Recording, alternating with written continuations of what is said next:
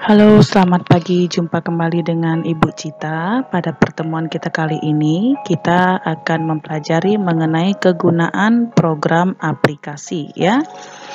Adapun kompetensi dasar yang akan kamu pelajari pada hari ini yaitu mengidentifikasi kegunaan dari beberapa program aplikasi.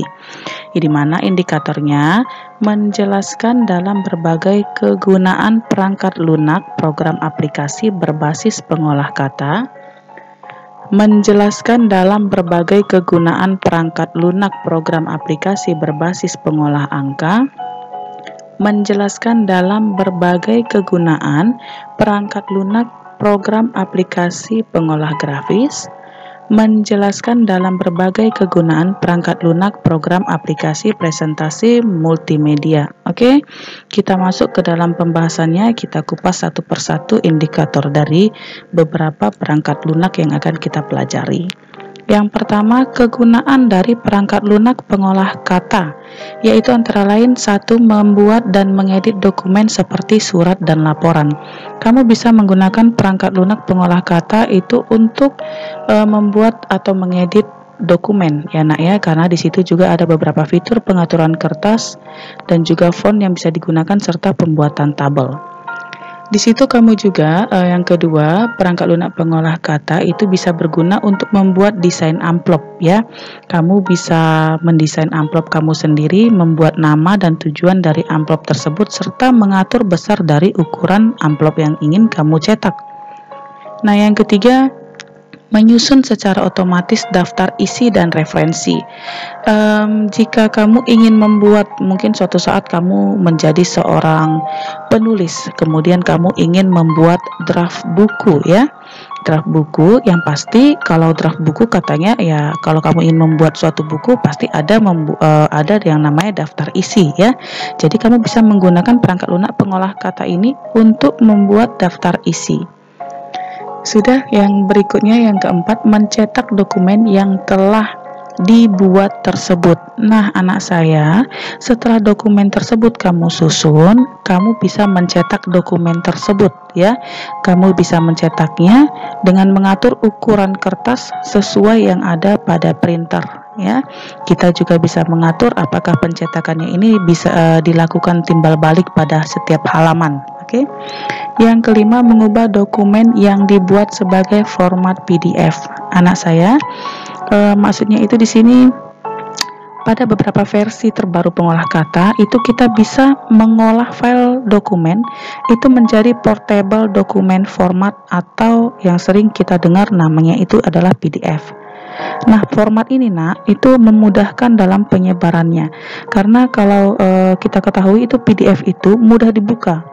Jadi tanpa harus memiliki perangkat tertentu, susunannya itu dan juga font dari dokumennya itu sudah langsung seragam ya pada setiap berbagai komputer. Nah, untuk memperjelas sebagai contoh dari perangkat lunak pengolah kata, kita akan masuk ke salah satu contohnya yaitu Microsoft Word. Sebentar saya cari dulu aplikasinya. Microsoft Word di sini ya, di start, kemudian cari Microsoft Office, kita cari Microsoft Word, ting. Oke, ini dia. Nah, kita buka, kebetulan di sini saya menggunakan Microsoft Word 2010. Kita tunggu sebentar, masih dalam keadaan proses loading.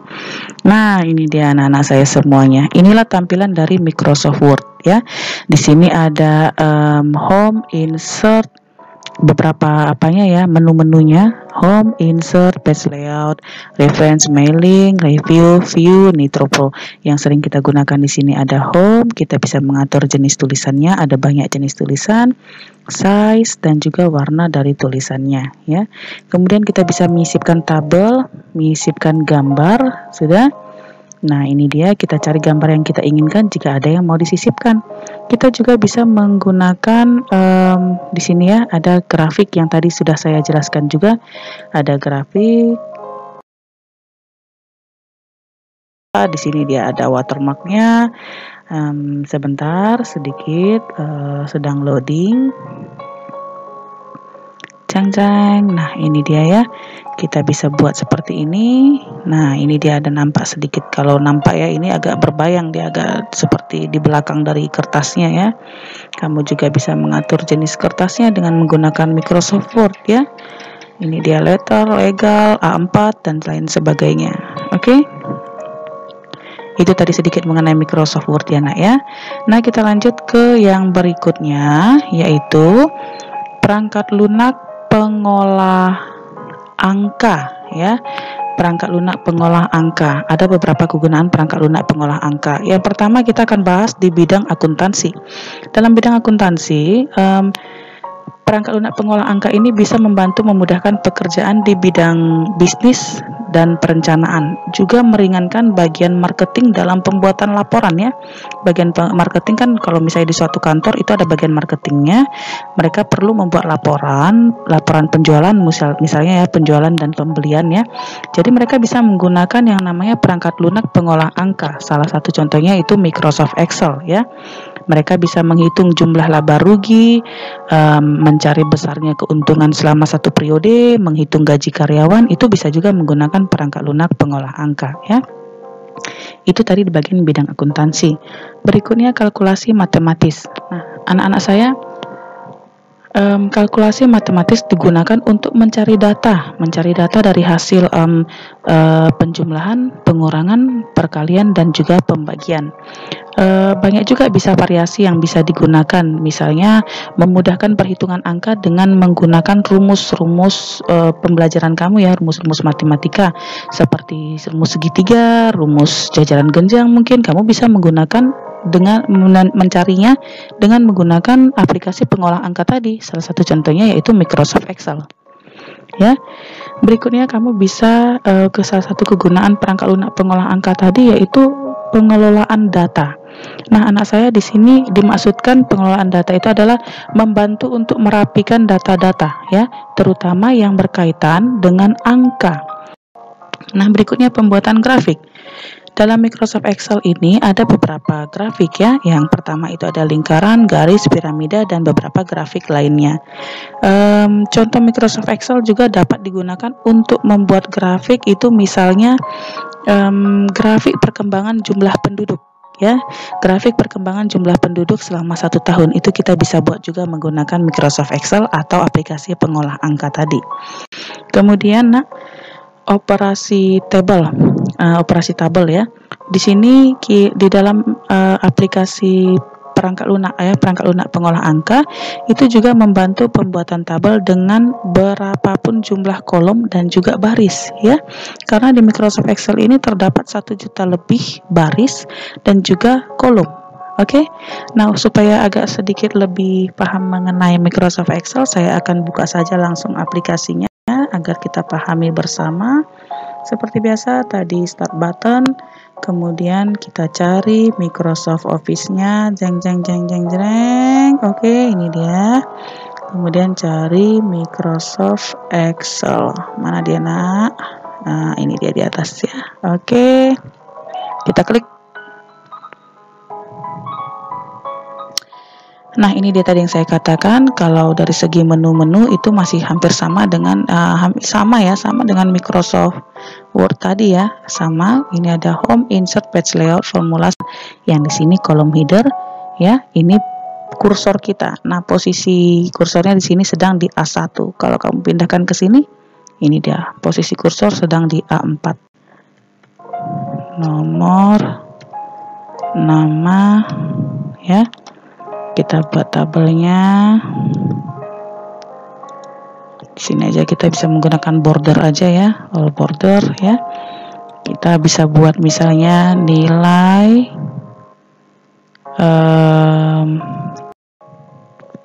nah, ini dia misalnya ya.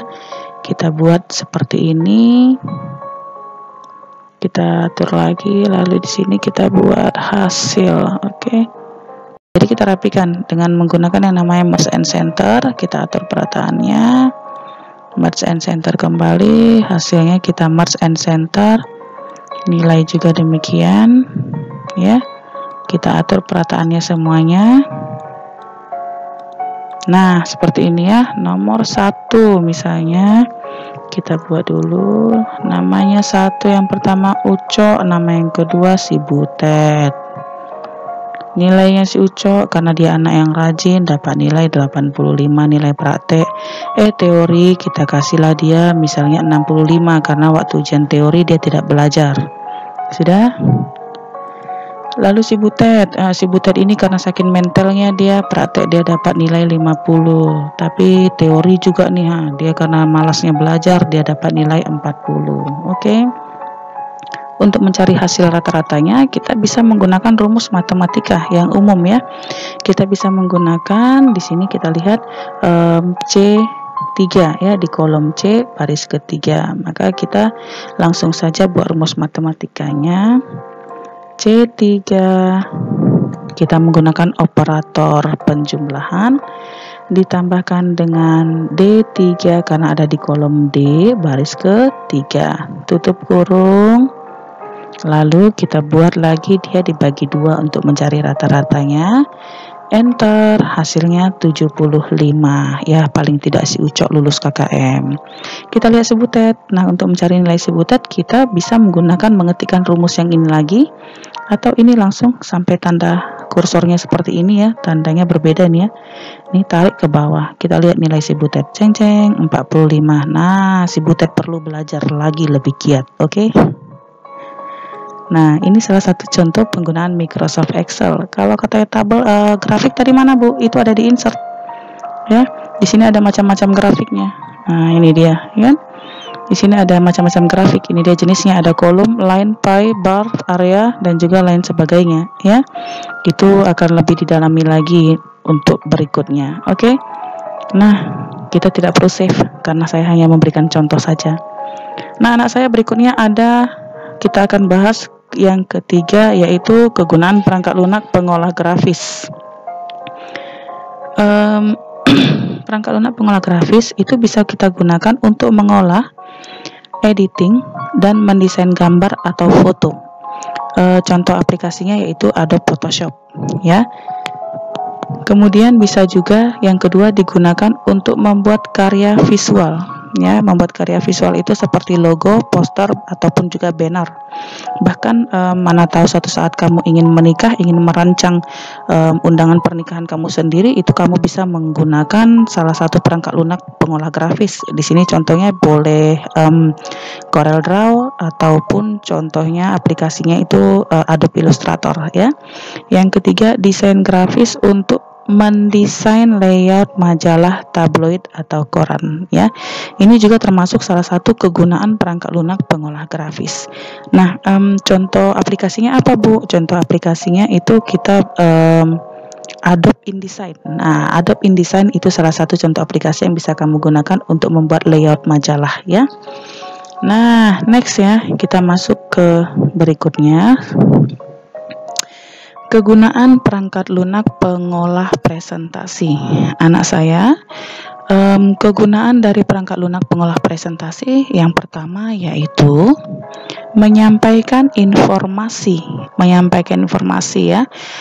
Di sini presentasi itu dilakukan untuk memberikan suatu informasi, bisa berupa pesan atau arahan yang digunakan dalam suatu bisnis mungkin ya, atau suatu perkumpulan. Nah, kalau pada kamu mungkin kamu ingin menyampaikan presentasi, menyampaikan informasi dari tugas yang diberikan oleh guru kamu ya. Kemudian meyakinkan pendengar terhadap sebuah ide. Di sini maksudnya presentasi berfungsi meyakinkan pendengar ya, meyakinkan pendengar atau audiens untuk suatu ide yang dipresentasikan ya, dalam suatu kegiatan untuk membahas hal-hal yang disiapkan ya nak ya, agar mendapatkan izin atau persetujuan mungkin. Nah, misalnya dalam hal ini boleh juga kita ambil contohnya OSIS ya, kegiatan OSIS. Mungkin OSIS ingin mengadakan suatu acara, tapi sebelum mereka mengadakan acara, mereka harus mengajukan suatu presentasi supaya ide kreatif mereka itu didengarkan oleh sekolah. Itu salah satu contohnya ya. Kemudian memotivasi para pendengar untuk melakukan suatu tindakan. Ya, anak saya kegunaan perangkat lunak pengolah presentasi atau multimedia itu bisa digunakan untuk memotivasi para pendengar untuk melakukan suatu tindakan. Ini dalam hal ini mungkin saya akan ambil contoh suatu pemimpin perusahaan. Ya, kalau pemimpin perusahaan ingin memberikan semangat yang tinggi kepada anggotanya, itu mereka bisa mengarahkan atau membimbing para anggotanya supaya lebih maksimal dalam pekerjaannya ya. Mereka bisa juga memotivasi para karyawannya dengan melakukan presentasi yang supaya meningkatkan daya semangat mereka, daya pikiran juga semangat karyawannya lebih tinggi. Oke. Nah, berikutnya membuat suatu ide atau gagasan. Tadi meyakinkan pendengar terhadap suatu ide, sekarang membuat suatu ide atau gagasan. Di sini presentasi bisa juga dilakukan untuk memunculkan ide baru atau keyakinan baru ya. Keyakinan baru bukan dalam hal agama ya, nak ya, tidak ada kaitannya, supaya kamu itu lebih yakin untuk melakukan sesuatu ya, untuk memunculkan pemikiran baru terhadap suatu masalah. Nah, bahkan dari masalah tersebut mungkin akan terdapat ide-ide baru kembali ya, agar mungkin kegiatan yang kamu lakukan lebih berkembang lagi. Nah, itu dia maksudnya membuat suatu ide atau gagasan. Kemudian di sini memperkenalkan, menyentuh emosi pendengar. Dalam hal ini presentasi itu bisa berguna untuk menyentuh perasaan pendengar akan suatu permasalahan ya. Permasalahan yang dihadapkan kepada individu atau kelompok. Hal ini meningkatkan juga pemikiran para pendengar terhadap suatu masalah. Nah, ya. Kemudian yang terakhir, yang keenam, kegunaan perangkat lunak pengolah presentasi itu bisa juga digunakan untuk memperkenalkan diri. Nah, presentasi itu bisa juga digunakan untuk memperkenalkan diri kita. Misalnya kamu ingin melamar suatu pekerjaan suatu saat nanti, kamu bisa memperkenalkan diri kamu atau memberitahukan tentang riwayat hidup kamu atau data pribadi kamu yang lainnya itu dengan memberikan presentasi tadi ya, menggunakan aplikasi ini tadi agar memperkuat bukti tentang dalam penyampaian gagasan kamu ya. Sudah. Ini saja kita hanya akan membahas 4 kegunaan dari beberapa perangkat lunak ya nak ya. Yang pertama tadi pengolah kata, pengolah angka, kemudian pengolah grafis, yang terakhir yaitu pengolah presentasi. Semoga dalam hal ini kamu tetap semangat dalam pembelajaran daring ya. Jadi untuk hari ini demikianlah pembelajaran kita anak-anak saya. Tetap mengikuti protokol kesehatan dan jangan patah semangat di dalam pembelajaran daring kita hari ini ya. Sekian dan terima kasih, sehat selalu.